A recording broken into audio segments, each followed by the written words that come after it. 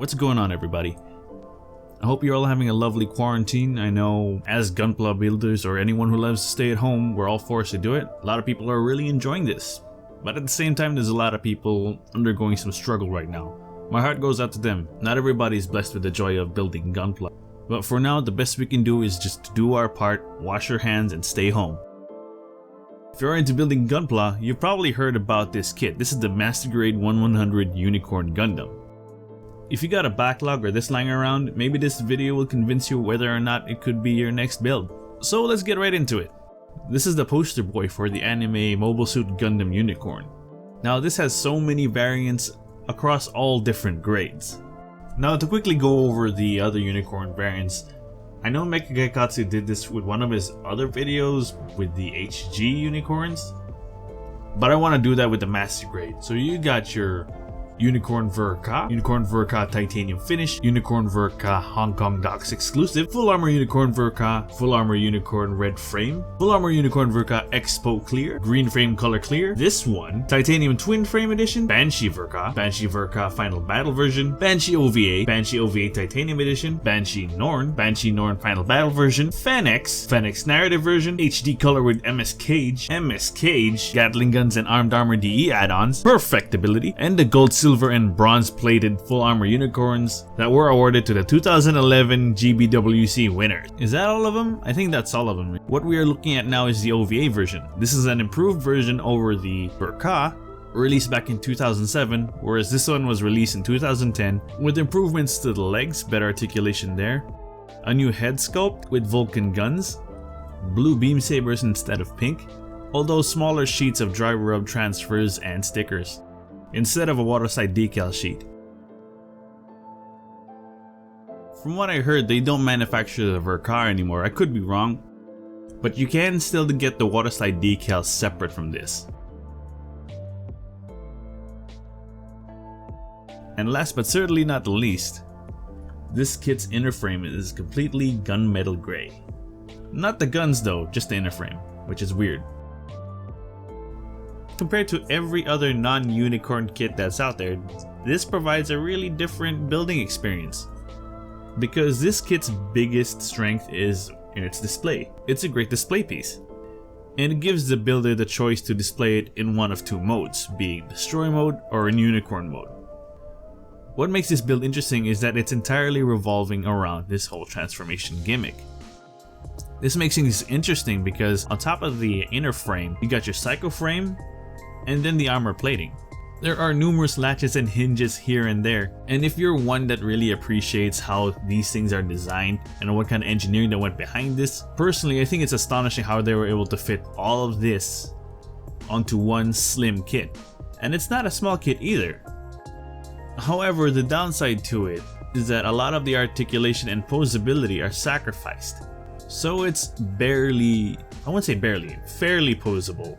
You can achieve some poses with this, and it can be remedied with the use of an action base. Ankles and shield attachment are a little loose, as well as the beam sabers when you prop them up for Destroy mode. Me personally, these things do not bother me because I just put it on display and that's that. I don't really expect a lot of poses from most of my kits. But I'll have to let you know that the ankles, are probably its biggest weak point because sometimes it has balancing issues even just standing up. Comes with a shield, 2 beam sabers, a bazooka, and the beam magnum with 2 extra magazines. The bazooka is alright, although the beam magnum magazine isn't that secure. But you can stow 2 magazines at the back skirts and the bazooka on the backpack as seen here. You can also stow the beam magnum back there if you wish. And you can try that with the basic shield, but it's a little loose. And although this kit only comes with 2 beam saber beams in blue, this kit has a total of 4 beam sabers. 2 on the back and 1 on each forearm. So you can have it wrist mounted on the quote-unquote beam tonfas, or have them handheld like this. Now I do have some size comparisons here. It is taller than your standard MASTERGRADE 1100 RX-78-2 Gundam, and it adds even more height when it's on Destroy mode. This is the Unicorn mode right next to the Sinanju, which overall is a much better kit and is bigger too. And in Destroy mode, it can match it in height. and here it is next to a Banshee Vorka in Unicorn mode just to see the height difference that you get. Now let's move on to articulation. Between Unicorn mode and Destroy mode, there is no difference in articulation. You get a 180-degree turn on the head with a double jointed neck, full 180-degree arm and shoulder rotation, single jointed 90-degree elbow bend, full turn on the wrist. As for the hands, you get a 3 interlocking digit with a separate trigger finger and thumb, with a peg on the palm to hold the weapons. You can open the cockpit to expose the pilot. Cool enough that this version comes with a Banagio Lynx figure, although the ab crunch is non-existent because it is locked with this latch here in the back, and that latch in of itself is pretty loose. So I guess this is the only difference with articulation with the Destroy mode. It does rock back and forth, but it doesn't really bother me. If anything, it does help keep the chest up in some poses. For the waist, you get a 180-degree turn on the torso. Skirts go a fair amount to allow an adequate front, back, and side kick.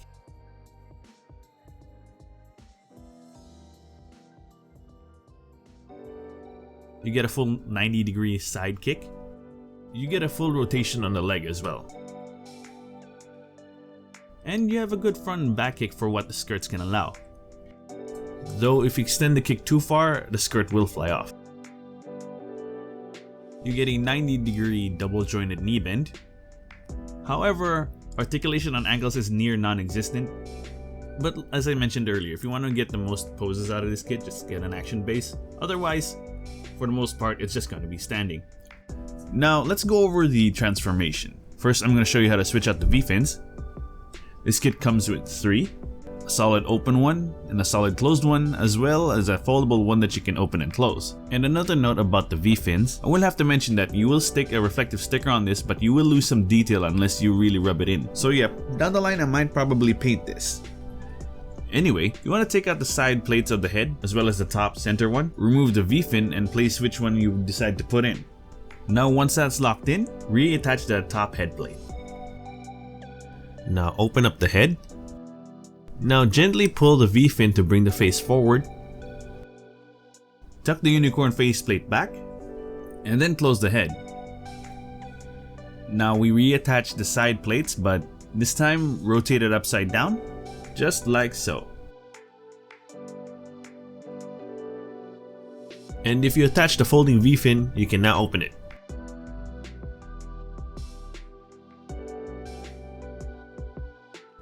The torso is a little tricky. You're gonna have to apply pressure with 4 fingers on different sides of the torso while pulling it apart.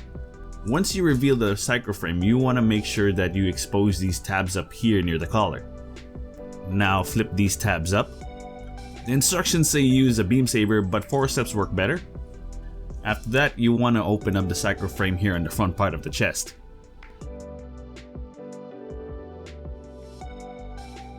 You remove the backpack, and then you open the latch that's on the back. Give the torso a slight pull upwards to reveal the psychoframe that's on the belly. Now close the latch by inserting the peg that is on the slot at the end of the latch. For the shoulders, just open it up just ever so slightly like this. On the middle piece here, you want to rotate that down to expose this little gray part, and then adjust this corner piece accordingly.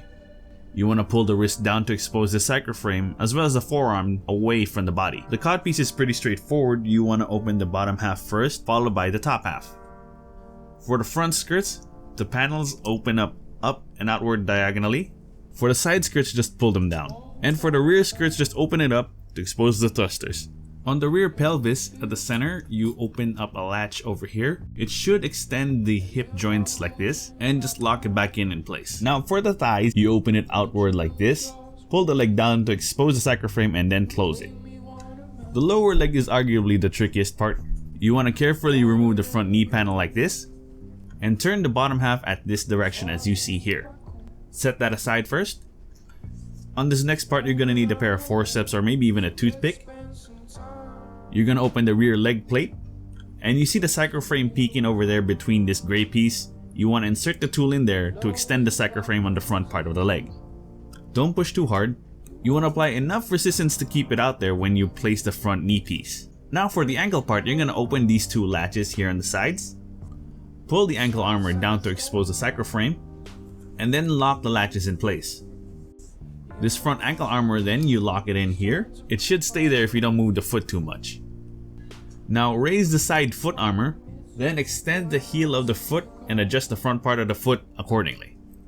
Now don't forget to open up the rear leg armor, as well as this little cycloframe flap on the back of the ankle. Now for the backpack, holding the backpack like this, you want to rotate the beam sabers upwards toward you like this. Rotate them outwards so they point away from you, and rotate them so they stick out. You then open the sides of the backpack to reveal the thrusters. And for the shield, it's pretty straightforward. Just open up this X shape and pull the two halves of the shield apart to expose it. And there.